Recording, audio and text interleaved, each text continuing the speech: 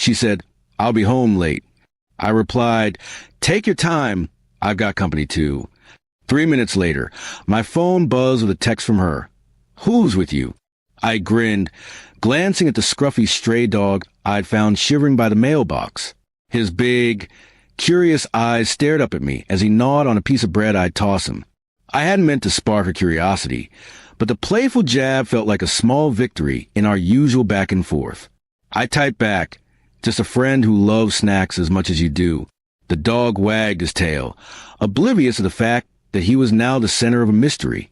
The evening stretched on, and I decided to make the most of my unexpected guest. I rummaged through the fridge, pulling out some leftover chicken to share.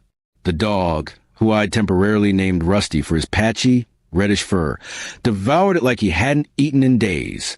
I sat cross-legged on the kitchen floor, watching him, wondering where he'd come from.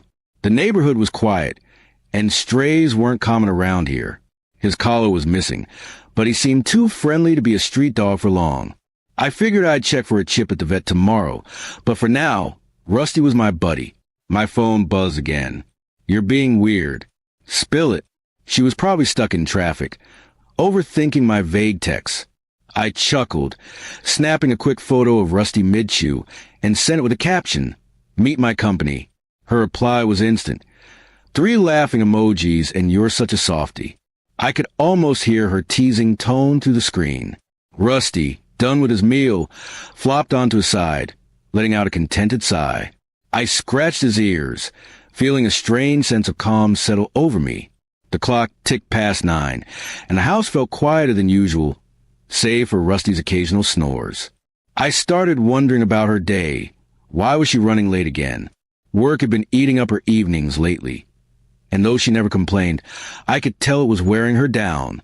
I thought about texting her to check in, but decided against it. She'd tell me when she was ready. Instead, I grabbed a blanket and draped it over Rusty, who barely stirred. The little guy was already making himself at home. Headlights flashed through the window around 10.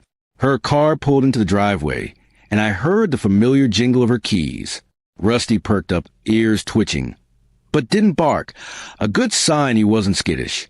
The door swung open, and she stepped in, her hair slightly messy from a long day. "So where's this VIP guest?" she asked, kicking off her shoes. I pointed to Rusty, who was now sitting up, tail thumping against the floor.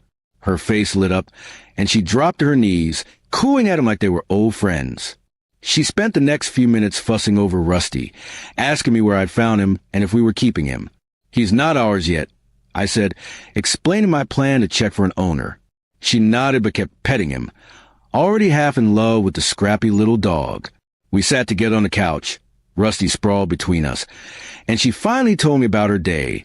A project deadline had kept her late, and she was exhausted but relieved to be home.